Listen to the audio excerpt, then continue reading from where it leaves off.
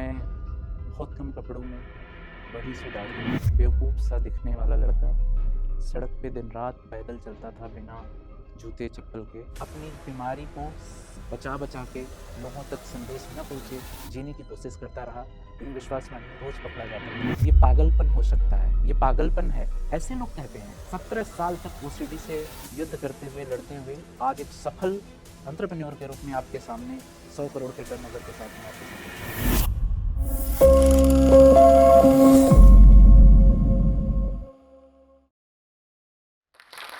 नमस्कार, मेरा नाम मुकेश पांडे सौरभ है। मैं नवचेतना कंपनी का सीईओ एंड फाउंडर हूँ।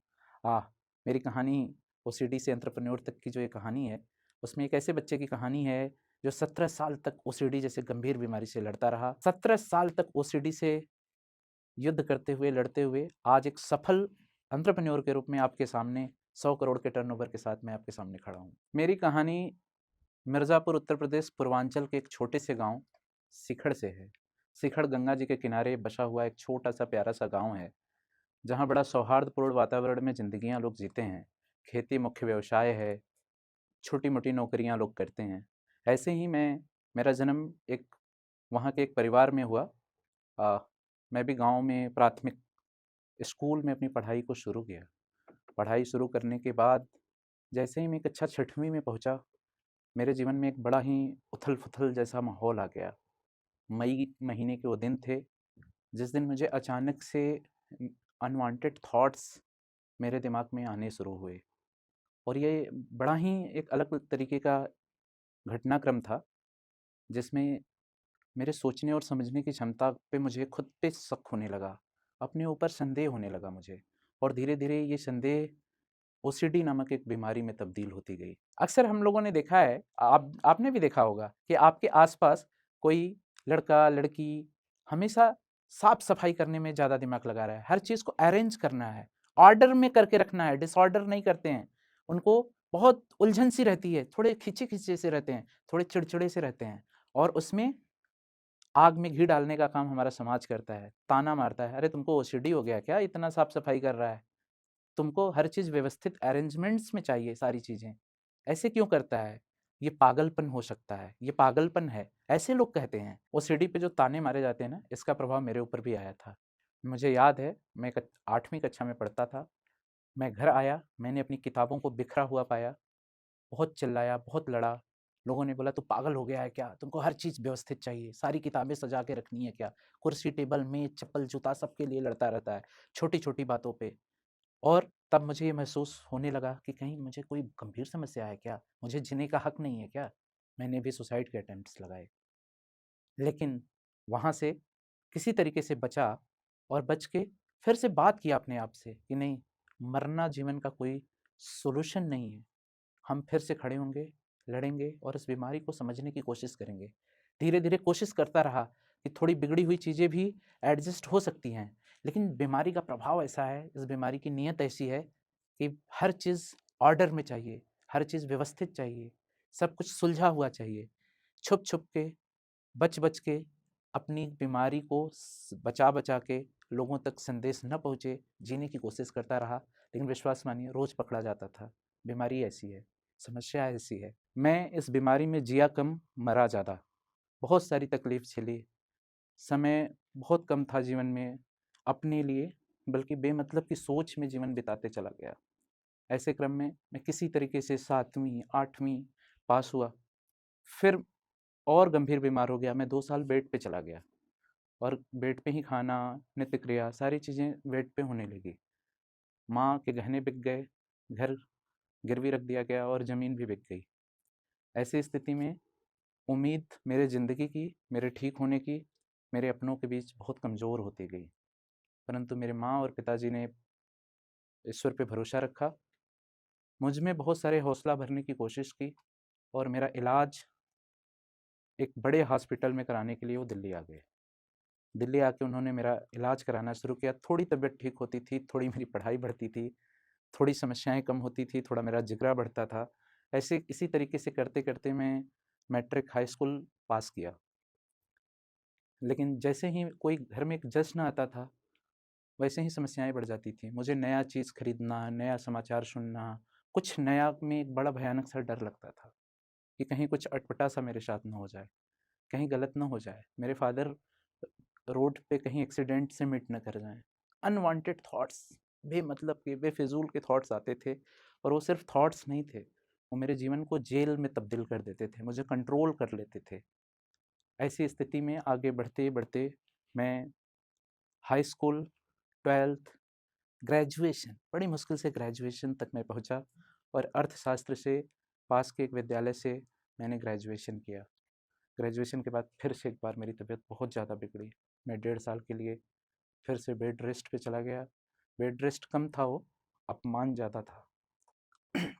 मुझे बताते हुए दुःख भी होता है, लेकिन ज़रूरत है अपनी घटना को बताने के लिए कि बहुत सारे युवा ऐसी बीमारी में फँस जाते हैं, जिनकी परवरिश करने वाले लोग हौसला खो देते हैं। मैं बहुत कम कपड़ों में, बड़ी-सी दाढ़ी, बेवकूफ़ सा दिखने वाला लड़का, सड़क पे दिन-रात पैदल चलता था बिना जूते-चप्पल के। ये एक ऐसी जीवन की यात्रा थी, जिसमें लोग मेरे पे हँसते थे, मज़ाक उड़ाते थे। गाँव, समाज छुप-छुप के मेरे जीवन में हो रहे घटनाक्रम को भूत-प्रेत या विभिन्न चीज़ों से जोड़ के मुझे देखता रहता था।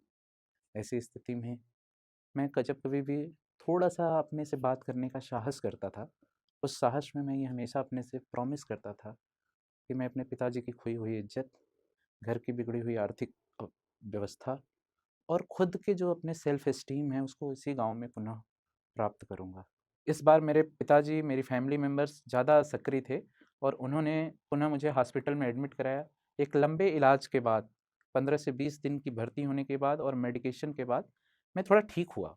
मेरी काउंसलिंग को उन्होंने हर सप्ताह की काउंसलिंग में तब्दील की, जहाँ की महीनों की काउंसलिंग होती थी। ऐसी स्थिति में मुझे थोड़ा साहस मिला, हिम्मत मिला, मेरा इलाज मेरे ऊपर प्रभाव दिखाते गया और रिश्तेदारी में, आस-पास पड़ोस में उन दिनों मैट, कैट इस तरीके के एग्ज़ाम्स लोग क्वालीफ़ाई करते थे। मैंने भी सोचा कि अपने आप को प्रूफ़ करेंगे, जज़्बा दिखाएँगे, साबित करेंगे, फिर से वहीं इज़्ज़त हासिल करेंगे। अपनी आर्थिक स्थिति, परिवार के बिगड़े हालात को सुधारेंगे। फिर हम मेरे छोटे भाई ने मुझे प्रेरित किया कि आप एक बार मैट एग्ज़ाम दीजिए और डॉक्टर का भी सुझाव था कि कहीं न कहीं दिमाग को डाइवर्ट करना है पढ़ाई-लिखाई में। ऐसी स्थिति में मैट एग्ज़ाम के रिज़ल्ट ने बहुत खुश कर दिया मुझे, मेरे परिवार को और लोगों को, परंतु आसान नहीं था, बहुत महँगा कॉलेज था। पैसे पहले ही घर में ख़त्म हो चुके थे। ऐसी स्थिति में चौराहे पे बचा हुआ एक छोटा-सा ज़मीन का टुकड़ा पिताजी ने हिम्मत करके बेचने का निर्णय लिया। लेकिन दुर्भाग्य फिर से आया। मेरे पिताजी कैंसर से प्रभावित हो गए।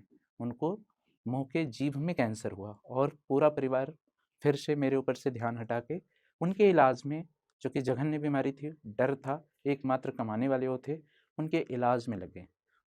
पिताजी शिक्षा के प्रति हमेशा अपना बढ़ाव ज़्यादा रखते थे। ऐसी स्थिति में वो हॉस्पिटल में भर्ती होने से पहले ज़मीन का वो टुकड़ा बेच दिए। आधे पैसे से उनकी इलाज और आधे पैसे से मेरी पढ़ाई। ऐसी स्थिति में पिताजी 2010 में दुर्भाग्य से कैंसर से जूझते हुए उनका देहांत हुआ। मुझे अपनी ज़िम्मेदारी का बोध और प्रगाढ़ होता चला गया। परेशानियाँ कम होती गई हौसलों के सामने। ओसीडी एक उम्र के साथ कम होता है उसका प्रभाव। यह बढ़ते हुए उम्र के साथ आता है। 7वीं 6वीं कक्षा के स्टूडेंट्स या उस उम्र में जब लोग रहते हैं, तो बढ़ते हुए दिमाग में ऑब्सेसिव कंपल्सिव डिसऑर्डर, जो इस बीमारी का फुल फॉर्म है कि कंपल्सन में चीज़ें डिसऑर्डर हो जाती हैं। तो जब दिमाग बढ़ता है, उम्र बढ़ता है और समय जो है युवावस्था की तरफ जाता है, उसी समय ये बीमारी आती है। ऐसी स्थिति में यह बीमारी 35-40 साल की उम्र तक जाते-जाते थोड़ा बीमारी के साथ जीने का, कोप करने का अपना एक प्रारूप तैयार हो जाता है, सहन शक्ति बढ़ जाती है। मेरे साथ भी बिल्कुल ऐसे ही हुआ। मैं ग्रेजुएशन के बाद जब एडीआई अहमदाबाद पढ़ाई करने गया, वहाँ पे मेरी बीमारी शुरुआती दिनों में बहुत भारी थी। लेकिन एक बदला हुआ माहौल, एक बदला हुआ समाज देख के और एक कॉम्पिटिशन में दिमाग ज़्यादा घुसा और बीमारी की जो अ, जो बीमारी की पकड़ थी, उस पकड़ से धीरे-धीरे मैं बाहर निकलता गया और जब नौकरी की दुनिया में आया, नौकरी करने लगा, लोगों से बातें करने लगा, कम्युनिटी में गया, तरह-तरह के लोगों से मिला, दिमाग व्यस्त रहने लगा। ऐसी स्थिति में मैंने ये पाया कि मेरी बीमारी शायद ठीक हो रही है।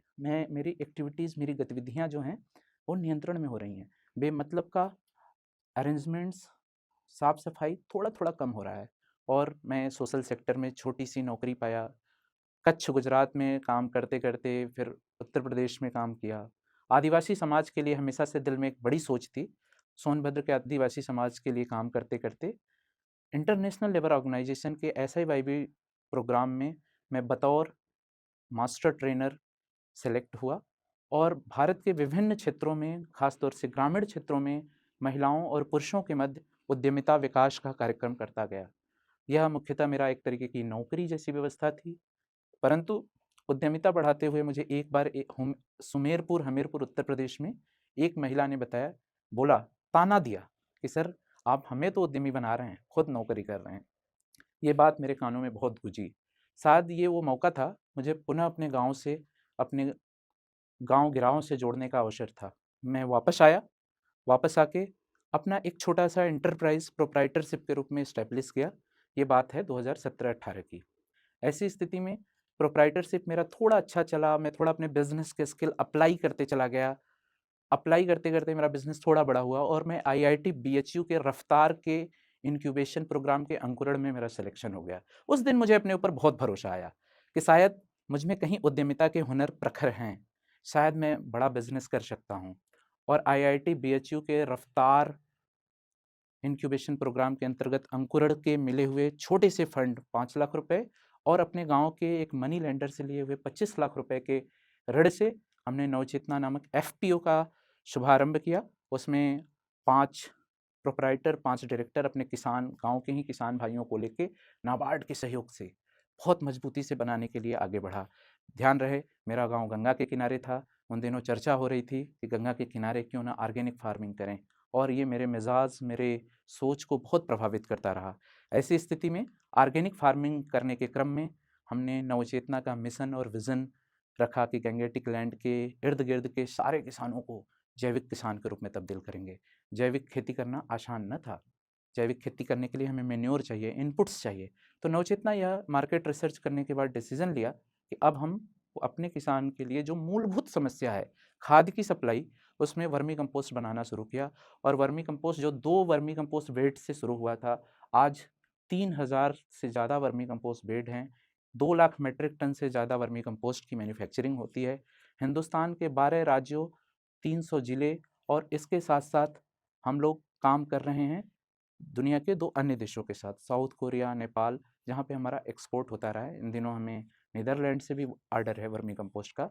ऐसे क्रम में ये जो मुहिम नवचेतना था, ये यहाँ पे अकेले से हट के समूह में तब्दील हो गया। एक्सपोर्ट करके वर्मी कंपोस्ट को, बायोचार का निर्माण करके और अपनी कंपनी जो कभी मात्र 5 लाख रुपए से शुरू हुई थी, उसको यहाँ तक ले आना, 100 करोड़ रुपए के क्यूमुलेटिव टर्नओवर तक पहुँचाना आसान न था सफ़र। 2016-17 से जो यात्रा शुरू हुई थी व्यवसाय की, वो आज जो 100 करोड़ रुपए के सुनहरे शब्दों से सुशोभित है, वो आसान नहीं था। बात है 2020-21 की, जब एक बड़ा बाढ़, फ्लड, गंगा का फ्लड आके हमारे पूरे व्यवसाय को तबाह कर दिया। मेरा वर्मी कंपोस्ट, मेरे बेड्स, मेरे रॉ मटेरियल्स, मेरा वेयर हाउस सब बाढ़ से प्रभावित था। भयानक नुकसान था। हौसला बुरी तरीके से टूट चुका था। हम लोग बहुत बेचैन थे। कलेक्टिव बिजनेस का ये अप्रोच, फिर से एक सामूहिक सोच को मजबूती देने के लिए हम सभी डायरेक्टर्स, सीईओ लोग बैठे और हम लोग जब बैठे तो पुनः निर्णय लिया कि जो गलतियां हुई हैं, जो क्लाइमेट स्मार्ट एग्रीकल्चर मॉडल को हम भूल गए थे अपने बिजनेस प्लान में, इस बार उसको इम्बाइब करेंगे, आत्मसात करेंगे और वर्मी कंपोस्ट बेड जहाँ ऊंचे स्थल थे वहाँ पे बनाने शुरू हुए, जो फ्लड के दबाव में ना आए, प्रभाव में ना आए। ऐसे छोटे छोटे टेक्निकल लेकिन ठोस निर्णय हमारे व्यवसाय को सुदृढ़ किया। जैसे ही इससे ऊपर गए, बहुत बड़ा लॉस हो चुका था, सब कुछ नुकसान हो चुका था। अगले साल पुनः 70 लाख रुपए का एक भयानक बड़ा नुकसान हुआ। यह नुकसान निश्चित रूप से वेंडर्स पेमेंट्स के न मिलने के कारण और planning, demand and supply gap को बिना एनालिसिस किए हमने इस काम को शुरू किया था बाढ़ के ठीक बाद। ये जो दूसरी गलती थी, ये फिर से एक बार बिजनेस की रीढ़ की हड्डी को तोड़ सा दिया था।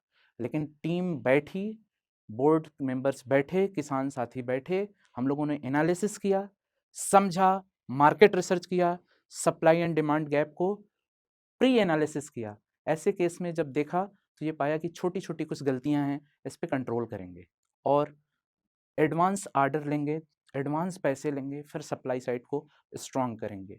रैम्पेंट अंधाधुंध सप्लाई साइड नहीं बढ़ाएँगे, जो पिछले दिनों हुआ था।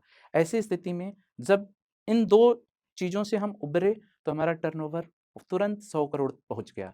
100 करोड़ का जो cumulative Navchetana and subsidiaries company का टर्नओवर था, यह बहुत ही हौसला बढ़ाने वाला था, जश्न था। बोर्ड ऑफ डायरेक्टर्स, किसान भाई, सभी लोग खुशी से उछल रहे हैं और प्रसन्न हैं कि हम इस व्यवसाय को सिर्फ 100 करोड़ तक नहीं, आने वाले 3 सालों में 1000 करोड़ तक ले जाने की कोशिश करेंगे, बल लगाएँगे। यह व्यवसाय सिर्फ एक साधारण बिज़नेस, पैसा बनाने का बिज़नेस नहीं है। यहाँ पे किसान का विकास, महिला का विकास, जैविक कृषि, पशु विकास और कृषि विकास के सस्टेनेबिलिटी पर्सपेक्टिव को बहुत मजबूती से जोड़ने वाला है। नवचेतना का जो यह मिशन है, उसमें बतौर सीईओ शुरू से काम करने का जो मुझे अवसर मिला, वो अपने आप में बहुत सीखने वाला, बहुत लड़ने वाला और बहुत आगे बढ़ने वाला था। बतौर सीईओ व्यवसाय करते समय जो मेरा 7 साल का अनुभव रहा, वो मैं ज़रूर आप लोगों के साथ साझा करना चाहूँगा। व्यवसाय आसान नहीं है, लेकिन व्यवसाय कठिन भी नहीं है। आँखें उठा के देख लीजिए, दुनिया में नौकरी से ज़्यादा व्यवसाय है और व्यवसाय लोग सफलतापूर्वक कर सकते हैं, कर भी रहे हैं। व्यवसाय करने के लिए जो अपने 2 कठिन अनुभव हम लोगों ने महसूस किया और उस अनुभव से सीख करके जो व्यवसाय को विकास में तब्दील किया, उसमें बताना चाहेंगे कि क्लाइमेट स्मार्ट एग्रीकल्चर को ज़रूर समझें। अगर आप कृषि में कार्य कर रहे हैं, जो सीधे जलवायु से जुड़ा है और जलवायु हित से जुड़ा है, उसको समझ के ही व्यावसायिक प्लान करें। क्योंकि दुनिया में हर चीज़ पे नियंत्रण कर सकते हैं, जलवायु पे आपका नियंत्रण नहीं हो सकता है और जलवायु के प्रभाव में व्यवसाय बुरी तरीके से बिगड़ सकता है, अगर आपका व्यवसाय कृषि आधारित व्यवसाय है। दूसरा, कृषि में प्लेयर्स बहुत हैं और तब जब हम गाँव के व्यवसाय हैं, गाँव का कंपनी चलाते हैं, हमें शहरों की कंपनियों से बतौर सामना करना पड़ता है, मुकाबला करना होता है। उनके पास टेक्नोलॉजी ज़्यादा है, उनके पास रीच ज़्यादा है। ऐसी स्थिति में जब हमने 70 लाख रुपए का एक बड़ा नुकसान सहा, तो हम भी तकनीक में जुड़े। हमने अपने लिए जो है मार्गदर्शक मंडल रखा, हम काउंसलर हम लोगों ने रखा और बिज़नेस को समझने की कोशिश की। व्यवसाय समझने की कोशिश के क्रम में सबसे बड़ा जो समझ में आया कि व्यवसाय पूर्णतः मार्केट रिसर्च बेस्ड होना चाहिए। व्यवसाय पूर्णतः डिमांड एंड सप्लाई बेस्ड होना चाहिए। अगर आपका डिमांड साइड स्ट्रांग है, तभी सप्लाई साइड स्ट्रांग करिए, नहीं बहुत बड़ा पूँजी का एक हिस्सा आप सप्लाई साइड स्टॉक मैनेज करने में लगा देंगे, जिससे आपका वर्किंग कैपिटल हिल सा जाएगा और आपको हो सकता है कि आपकी कार्यशील पूँजी जो दिन प्रतिदिन का खर्चा है, वो कमज़ोर पड़ते जाए। ऐसे में आप रोज़ की चुनौतियों को सह नहीं पाएँगे, व्यवसाय टूट सकता है, व्यवसाय बंद हो सकता है। ऐसी स्थिति में जो अपनी समझ है, सप्लाई डिमांड गैप का एनालिसिस करना, मार्केट को सही से स्टडी करना और स्वॉट एनालिसिस करके व्यवसाय को टाइम टू टाइम बढ़ाते रहना है। नवचेतना का जो विकास का क्रम है, वो मुख्यतः इन्हीं सब बिंदुओं पे आगे बढ़ा है। हमारी कंपनी में पुरुष, महिला, किसान और शिक्षित लोग सबका समन्वय बड़ा भरपूर रहा है। ऐसी स्थिति में हमारे चेयरपर्सन मैडम अपर्णा सहित विभिन्न लोगों ने बहुत सहयोग किया है कि कंपनी किस तरीके से 100 करोड़ से 1000 करोड़ तक जाए, इसका हम लोगों ने व्यावसायिक प्लान भी बनाया है। मजबूती से काम कर रहे हैं, एक्सपेंशन धीरे-धीरे कर रहे हैं और रिस्क मैनेजमेंट की एक तगड़ी टीम रखा है हम लोगों ने, जो रिस्क को एनालिसिस करते हैं। आने वाला दिन अच्छा हो, ऐसी कामना के साथ काम कर रहे हैं। मैं अपनी कहानी आज जो स्टॉक के माध्यम से आप तक पहुँचा रहा हूँ, पिछले कई वर्षों से जो स्टॉक्स को सुनते-सुनते हमेशा लगता था कि कितना बढ़िया प्लेटफ़ॉर्म है अपनी कहानी शेयर करने का, अपनी समस्याओं से कहाँ सफलता की यात्रा को लोगों के बीच पहुँचाने का। जो स्टॉक्स आज ओसीडी से एंटरप्रेन्योर के बीच ये जो कहानी, मेरी कहानी सुनाने का, आप लोगों से शेयर करने का मौका दिया, जो स्टॉक की पूरी टीम को बहुत धन्यवाद और धन्यवाद आप सभी लोगों को जो स्टॉक की